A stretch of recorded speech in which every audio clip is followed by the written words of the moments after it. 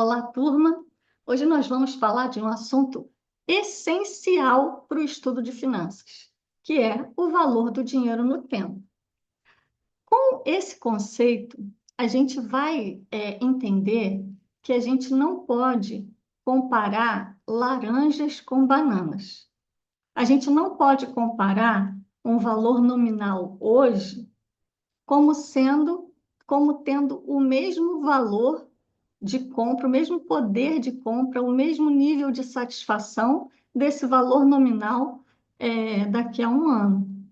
O valor do dinheiro no tempo, ele é pautado na teoria da preferência temporal, que diz que o indivíduo sente muito mais satisfação de consumir um bem hoje do que consumir amanhã. É por isso que a gente não pode comparar um dinheiro hoje com esse mesmo dinheiro amanhã. Esse é um dos motivos. E a gente vai ver mais motivos agora ao longo da aula. Conforme Dalzotto e Castro, né, esses dois autores são autores do livro que eu uso como base para preparar as aulas, tá? O entendimento sobre o valor do dinheiro ao longo do tempo é decorrente da relação entre juros e espaço de tempo, pois entende-se que o recurso aplicado pode ter um retorno significativo mediante uma taxa de juros que considera um prazo já estipulado. Ou seja, eu não posso comparar R$ 100 hoje com R$ 100 amanhã.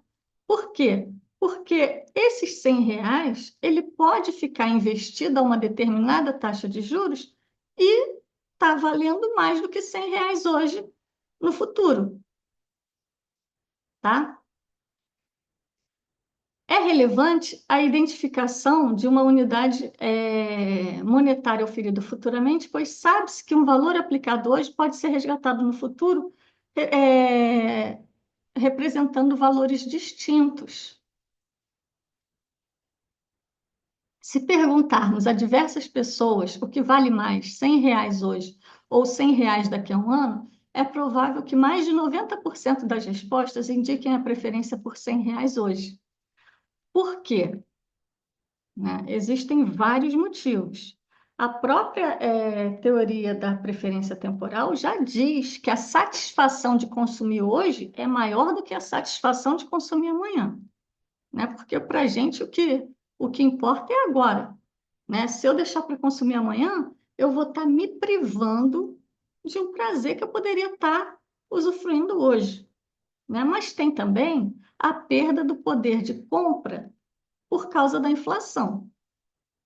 Se eu, é, se eu deixo de receber R$ 100 hoje para receber R$ 100 daqui a um ano, esses R$ 100 não tem mais, daqui a um ano, não tem mais o mesmo poder de compra que hoje, porque parte desse poder de compra foi corroído pela inflação. O risco do não recebimento do valor futuramente. Quem garante que eu vou receber esses R$ 100 daqui a um ano? Uma coisa é a pessoa estar com o dinheiro para me pagar hoje. Agora, será que ela vai poder me pagar daqui a um ano? Né? É um risco, né? Também tem a ansiedade de poder adquirir bens hoje, que é o que a própria teoria postula, né? Tem outras possibilidades de aplicação do dinheiro, que a gente pode ter ganhos maiores. Se eu recebo R$ 100 hoje, ao invés de receber R$ 100 daqui a um ano, eu posso pegar esses R$ 100 e, por exemplo, investir numa criptomoeda que está nascendo, e daqui a um ano eu ter 3 vezes esse valor, 4 vezes esse valor, imagina. É uma oportunidade, né? Risco referente à troca de governo e alterações das políticas econômicas, principalmente em se tratando de Brasil, um país emergente, né, que tem uma economia instável. As pessoas se preocupam com as trocas de governo, porque um governo populista vai tomar medidas diametralmente opostas de um governo mais liberal. Então, as medidas que os governos podem tomar são muito distintas e a gente não sabe, né, o que vem pela frente. Então, as pessoas é, têm medo devido à troca de governo. Por exemplo, você ia me dar os R$ 100 hoje, mas pode me dar daqui a um ano. Só que no final do ano tem troca de governo. Quem garante que você vai ter condições, vai estar empregado, tudo com a troca do governo, no final do ano, né? E riscos de crises financeiras mundiais, né? Os países emergentes são muito afetados pelas crises, internacionais. Mesmo que não seja uma crise assim de tão amplitude como foi, por exemplo, na pandemia, né? Como os países emergentes eles são dependentes das grandes economias, é, a sua economia é muito sensível às crises financeiras mundiais. Bom, esses são os principais motivos que vai levar a gente sempre a preferir consumir hoje do que consumir amanhã, né? E é por isso que nós precisamos saber, né, que o dinheiro ele rende juros ao longo do tempo. O dinheiro ele é capitalizado ao longo do tempo. Então, a partir de hoje, deixar dinheiro parado na conta é inadmissível para você que entende o valor do dinheiro no tempo. Você vai estar sempre investindo o seu dinheiro livre.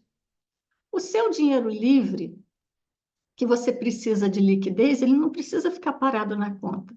Basta você colocar num CDB de liquidez diária. Assim, a hora que você precisar, você pode retirar o dinheiro do CDB e utilizá-lo. Bom, isso aqui que vocês estão vendo é o diagrama do fluxo de caixa. As setas para baixo são pagamentos, as setas para cima são recebimentos. Só que hoje em dia quase não se vê mais esse fluxo de caixa. Na minha época de faculdade, né, a gente tinha esse diagramazinho, mas hoje em dia, como tudo é feito no computador, você vai ver planilhas com positivo e negativo e não com setas para baixo ou para cima. Mas é interessante conhecer o diagrama do fluxo de caixa. Conforme Gitman e Zutter são outros autores assim importantíssimos da área de administração financeira e finanças. Para Gitman e Zutter, o valor do dinheiro ao longo do tempo é importante para empresas diante de todas as decisões que elas precisam tomar e que pode influenciar no futuro do negócio. Alguns fatores são importantes devido aos efeitos que podem ocasionar e devem ser analisados conforme o custo de oportunidade, o risco e o retorno. Bom, o que é custo de oportunidade? É o que eu abro mão de receber para receber uma outra coisa. Por exemplo, se eu invisto aqueles R$ 100 num CDB de liquidez diária, e eu poderia ter investido numa LCA, por exemplo, quanto que eu deixei de ganhar na LCA porque eu decidi investir no CDB? Isso de quanto eu deixei de ganhar na LCA porque eu investi no CDB e não na LCA é o custo de oportunidade. É o custo de você ter escolhido uma alternativa ao invés da outra. E só vale a pena escolher essa alternativa em vez da outra se o custo de oportunidade valer a pena. Por exemplo, eu posso trabalhar na empresa X, que eu vou ganhar R$ 10.000. E na empresa Y, eu vou ganhar R$ 20.000. Qual é o custo de oportunidade? Eu vou deixar de trabalhar na empresa X de R$ 20.000 para trabalhar na de 10? O custo de oportunidade não compensa. O que eu vou deixar de ganhar na empresa dos 20.000, né, é muito mais do que se eu escolher a de 10.000. Então, o custo de oportunidade não compensa. Então, é melhor eu escolher a empresa que eu vou ganhar 20.000. A não ser que a empresa seja num local muito longe de casa, o ambiente não seja um ambiente muito amistoso, né? Mas assim, botando só o salário, Se a empresa A eu vou ganhar 10 mil, na empresa B eu vou ganhar 20 mil, não vale a pena abrir mão de 20 mil para ganhar 10 mil. Então, isso é o custo de oportunidade. Muita gente tem dúvida, não entende na primeira vez que eu falo de custo de oportunidade. Então, me mandem mensagem se ficou alguma dúvida, tá? E risco e retorno, né? Todo negócio, todo de uma empresa tem risco, certo? Então, eu sempre vou comparar com o retorno. E o que eu vou me pautar é na taxa Selic. Por quê? Porque se eu preciso é, investir numa empresa R$ 1.000 para ter um retorno abaixo da taxa Selic, talvez não seja interessante. Por quê? Porque eu posso pegar esses R$ 1.000 e colocar no Tesouro Selic. Por exemplo, agora a taxa de juros está 14,25 ao ano. Se eu não fizer nada, sem risco nenhum, eu vou ganhar 14,25 ao ano. Para eu arriscar o meu dinheiro num negócio, ele tem que me dar mais do que 14,25 ao ano. Por quê? Porque quanto maior o risco, maior tem que ser o retorno, senão eu vou para o ativo livre de risco, que é o Tesouro Selic. Então, o risco, o retorno que eu vou receber da empresa precisa compensar o risco que eu vou encarar. E tem que ser mais do que a taxa livre de risco. Qual é a taxa livre de risco? É a taxa Selic, né? Então, isso é importantíssimo para a tomada de decisão empresarial e a tomada de decisão também nos seus investimentos. Se a taxa Selic me oferece 14,25 ao ano, eu vou aceitar um ativo que me ofereça 10% ao ano? Lógico que não, né? Então, o risco, o retorno é fundamental para a tomada de decisão financeira, quer seja para a empresa, quer seja para a pessoa física. Bom, matemática financeira é outro idioma, né? Não é português. A gente vai lidar com números. Tem gente que entende esse idioma e tem gente que ainda não entende esse idioma, que ainda não foi apresentado esse idioma. Por isso que a gente vai começar aqui do zero, tá? Hoje a gente vai só ser apresentado a matemática financeira. As variáveis utilizadas, que a gente precisa, que é o economês ou o novo idioma, como eu falei. Capital. Capital é também chamado de valor presente. Capital é o valor nominal, é o valor sem estar capitalizado, é o valor sem estar capitalizado nos juros. Então, o valor hoje, na data zero, valor nominal, valor presente, é o capital. Agora, se eu quero saber o montante é o saldo final, é o valor futuro, o montante é o capital, ou o principal, ou o valor presente, acrescido de juros. Só que, como eu falei que é outro idioma, a gente nunca vai falar que é o valor futuro é o valor presente acrescido de juros. A gente vai falar que o valor futuro é o valor presente capitalizado a uma determinada taxa de juros, tá?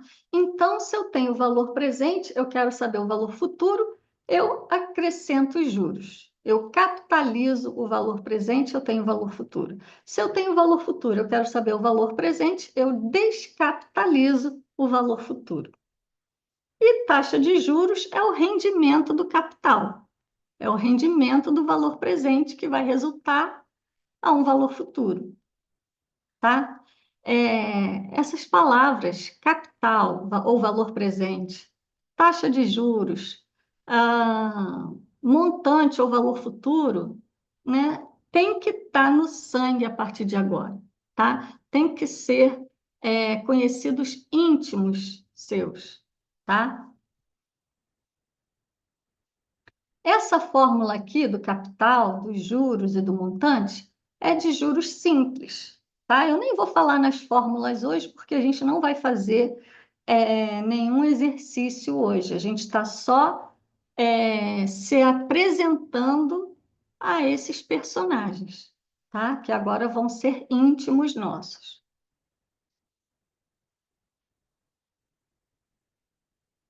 O prazo é o período em que o dinheiro vai ser capitalizado. Pode ser a nosso favor quando é um investimento, mas pode ser contra nós quando é um empréstimo, né? O risco, retorno, a tomada de decisão de ver a taxa de juros não é só quando eu quero fazer um negócio na empresa, né? Não é só quando eu quero escolher um investimento, se ele está adequado de acordo com a taxa Selic. Não, né? Por exemplo, como a gente falou, é melhor consumir hoje, dá mais satisfação consumir hoje do que consumir amanhã. Mas pode ser que a gente não tenha o dinheiro para consumir hoje. E quem é muito ansioso e não tem o dinheiro para consumir hoje, o que faz? Compra parcelado. Só que esse empréstimo, ou esse financiamento que a pessoa faz para comprar um determinado bem hoje, às vezes não vale a pena, porque às vezes a taxa de juros é muito alta. E principalmente aqui no Brasil, né, que a taxa de juros já é alta, a taxa de juros referência já é alta. Então, quando a pessoa vai te oferecer um empréstimo, ela vai te oferecer a taxa de juros alta, né? Mas às vezes a taxa é uma taxa que você aceita pagar. E às vezes a taxa, você vai falar assim, não, isso aí está sendo agiotagem, não quero. Mas você precisa entender, você precisa saber fazer esse cálculo para você identificar qual é a taxa de juros, que muitas vezes, né, o vendedor quer te vender, ele não vai te falar qual é a taxa de juros, ele vai te falar qual é o valor da parcela. Aí você fala assim: ah, eu consigo pagar essa parcela, só que às vezes é uma parcela pequena que você consegue pagar, mas quando você vai ver o número de parcelas que você pagou duas vezes, três vezes o preço do bem. Vale a pena? Lógico que não, né? Ao invés de você pagar o valor de um bem, tu vai pagar o valor de três. Burrice, né? Mas só não é ludibriado quem sabe fazer essas contas. Para mim, todo mundo tinha que sair do ensino médio sabendo matemática financeira, mas infelizmente essa não é a realidade das escolas no Brasil. Então, eu estou aqui, né? E vocês precisam aprender isso. Precisa. É como saber dar troco. Todo mundo tem que aprender matemática para aprender a dar troco, né?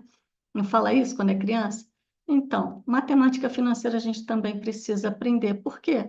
Porque aí, quando a gente vai lá nas Casas Bahia, a gente tem condições de ver se aquela prestação vale a pena ou não. E não apenas tomar a decisão porque a parcela cabe no bolso, né? Então, olha, prazo. Prazo é o tempo que o dinheiro vai ser remunerado. A nosso favor é o investimento, contra nós é o empréstimo. Prestação. Prestação é o pagamento, né, contínuo, né, parcelado, daquele empréstimo. E a taxa de juros é a taxa que vai remunerar o capital ou que vai remunerar o dono do dinheiro, no caso do empréstimo que você pegou. Então, uma coisa taxa de juros é a taxa em si. Os juros é o valor, que vai dar, ok? Então, assim, se eu tenho R$ 100 que vai render 10%, qual é a taxa de juros? 10%, tá? E qual é os juros? R$ 10, porque 10% de 100 é 10, né? Então, os juros são R$ 10 e a taxa de juros é 10%, tá? Bom, e o valor do dinheiro no tempo, ele está diretamente relacionado à inflação, certo? Porque a gente precisa remunerar o capital ao longo do tempo para que ele não seja corroído pela inflação. E a inflação é a grande mazela da economia. Assim como dizem que a depressão é o mal do século, né? O grande mal da economia é a inflação. Porque a sociedade perde poder de compra. E se perde poder de compra, perde qualidade de vida. Esse dinheiro não traz felicidade, mas ajuda a comprar muitas vezes, né? Se você tem dinheiro, você tem uma vida de qualidade, você tem conforto, você vive uma vida mais feliz. É claro, né, que não é determinante, porque tem muita gente que tem muito dinheiro, não é feliz, tem muita gente que tem saúde, tem tudo, não é feliz, porque felicidade é intrínseco, né? Mas qualidade de vida traz felicidade. E qualidade de vida precisa de dinheiro. Só que a inflação corrói o poder de compra e reduz a qualidade de vida da população. E a moeda, ela tem três funções essenciais que elas são é, destruídas com a inflação, que a moeda como meio de troca, né? Porque se você perder o poder de compra, fica muito mais difícil você fazer as trocas, certo? Por exemplo, você ganha um salário mínimo, R$ 1.500. Com R$ 1.500, você consegue comprar X bens. Só que se tem a inflação e o seu salário continua sendo R$ 1.500, você não vai conseguir mais trocar o seu salário por X bens, né? Então, é, dificulta, né? Você perde o poder de troca, que a moeda, uma função da moeda é a troca, o poder de troca, porque antigamente, quando não existia moeda, a gente trocava o nosso serviço ou o nosso produto pelo serviço ou produto do outro. Só que precisava que o outro quisesse trocar contigo, e às vezes você trocava um bem de muito valor por um de pouco valor. Por exemplo, digamos que a hora-aula seja R$ 100. Eu sou professora, eu posso oferecer uma hora de aula. E o João, ele tem produção de galinhas e ele vende ovos. Eu quero comprar o ovo do João, mas eu não tenho dinheiro. Então, eu preciso trocar com o João. Eu vou falar, João, você aceita uma hora de aula minha por uma dúzia de ovos? Só que, quanto vale a minha hora-aula? A gente botou de R$ 100. Uma dúzia de ovos vale R$ 100? Não, né? Mas eu poderia tentar falar com ele se podia me dar 10 dúzias, aí às vezes eu ia ficar até com o ovo, estragar o ovo, porque eu não ia conseguir comprar, comer as 10 dúzias de ovos, né? Então, assim, ficava difícil a troca sem a moeda. Então, a moeda é um excelente meio de troca. Mas a inflação corrói a nossa capacidade de troca, né? A moeda, outra função da moeda é medida de valor. É, graças à moeda, a gente consegue comparar os valores dos bens, né? Ah, como eu falei, né? Antes, quando a economia era pautada no escambo, eu ia trocar uma aula de R$ 100 por uma dúzia de ovos.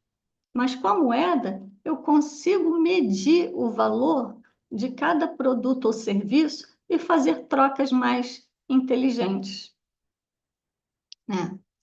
E a moeda como reserva de valor. A moeda como reserva de valor também perde a sua função com a inflação. Porque se eu tenho guardado R$ 1.500, se tiver inflação, eu ficar com esse dinheiro guardado por um ano debaixo do meu colchão, eu não vou ter valor nenhum guardado, porque vai ser corroído, né? A inflação, ela corrói, né, o dinheiro. Então, o valor nominal continua o mesmo, mas o valor real perde todo o sentido com a inflação. Então, assim, você vê, as três principais funções da moeda perdem total efeito com a inflação. Por isso que é considerada a grande mazela da economia, o grande mal da economia. E a inflação, se você for estudar a inflação propriamente dita hoje, você vai ver uma infinidade de inflação, de tipos de inflação. Mas os três principais tipos são a inflação de demanda, inflação de custos e inflação inercial. A inflação de demanda é muito, muito comum, né? O preço lá está em equilíbrio, oferta e demanda, né? Lá a curvinha de oferta e demanda e o preço de equilíbrio. Se aumenta a demanda, o que vai acontecer com o preço? Vai aumentar. Então, se aumentar a inflação, é o aumento generalizado dos preços. Se aumenta a demanda de vários bens, eu tenho inflação. Se aumenta a demanda só de um bem, não é inflação, tá? Então, se só aumentou o preço do ar-condicionado, porque teve um calor súbito na cidade, aumentou a demanda por ar-condicionado. Só ar-condicionado que aumentou. Foi inflação? Não. Foi um desequilíbrio do preço que logo, logo vai se ajustar. Agora, se aumentou o preço do protetor solar, aumentou o preço do ar-condicionado, aumentou o preço do ventilador, aumentou o preço das roupas de banho, aumentou o preço, de pacotes de viagem para a praia, né? Se aumentou uma série de preços de produtos, vai ser considerada inflação, porque inflação é o aumento generalizado dos preços. Uma outra coisa também que eu devo falar é que a inflação não vai afetar todo mundo de uma maneira, da mesma maneira, né?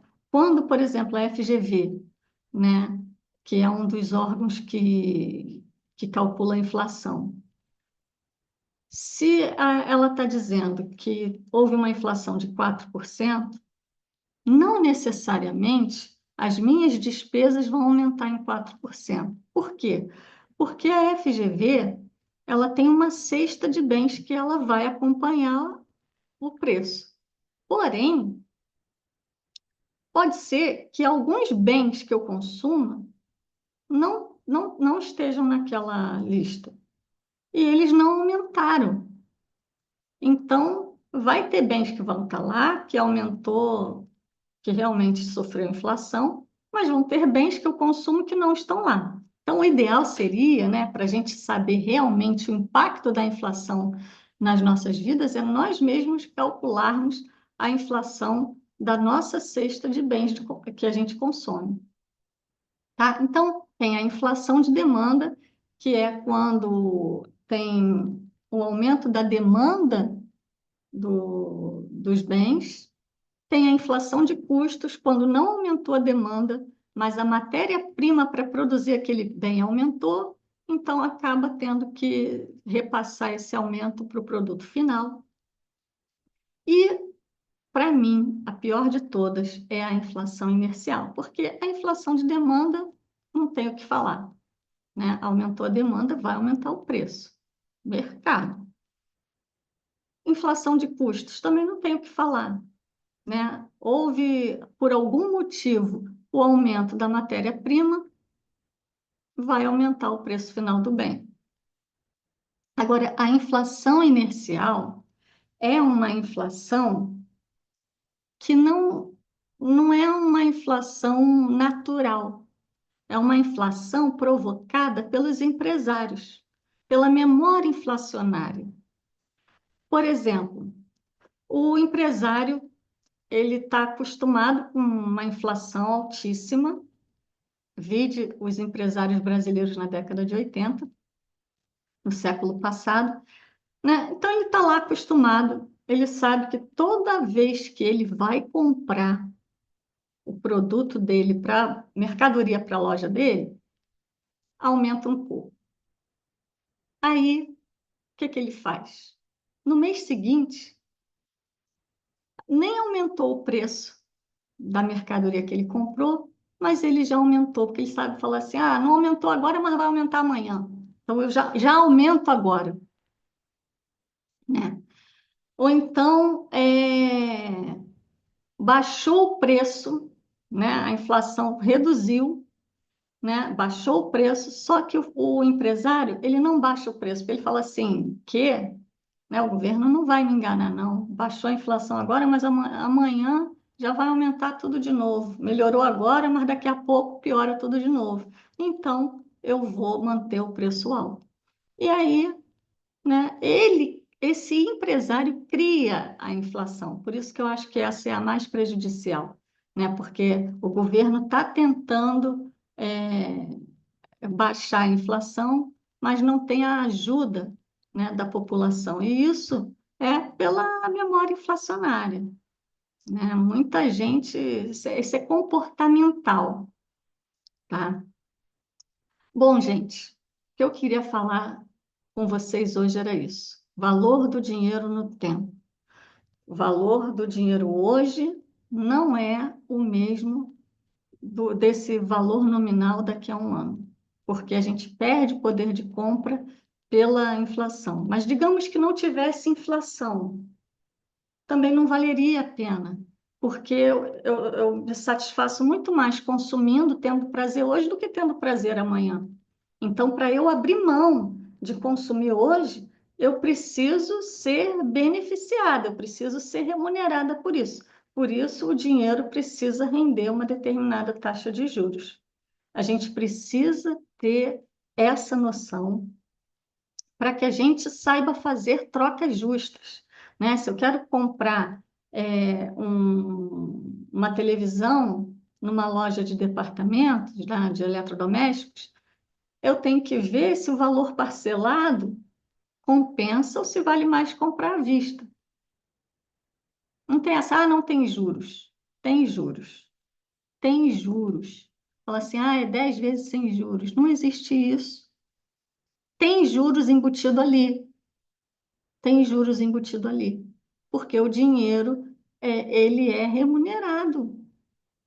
Existe o valor do dinheiro ao longo do tempo. Então, nenhum empresário vai deixar você pagar ele amanhã sem te cobrar juros.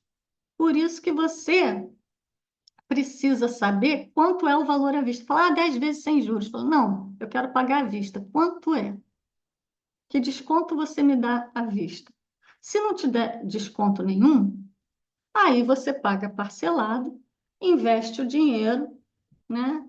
Que você vai ganhar um trocadinho aí, põe o dinheiro num CDB de liquidez diária, né? Que no final daqui a um mês, quando você for pagar a prestação, vai ter o dinheiro mais uma remuneraçãozinha pequena, óbvio, né? mais vai ter, tá? Então, a gente precisa saber também outra coisa, risco e retorno, né? Quanto mais tempo leva para você receber o dinheiro, mais risco você tem de receber aquele dinheiro. Então, você precisa ter um retorno maior. Por isso que quando você compra um investimento, um CDB, se ele tem liquidez diária, ele vai ter uma rentabilidade menor do que se ele tiver uma liquidez daqui a um ano, daqui a 2 anos. Quanto maior o prazo para você resgatar esse CDB, maior vai ser a taxa que ele vai ter que render, tá? Então, assim, gente, eu espero que vocês tenham entendido o conceito, né, de valor do dinheiro no tempo. Qualquer dúvida, me escrevam, me perguntem, que eu vou ter o maior prazer de responder.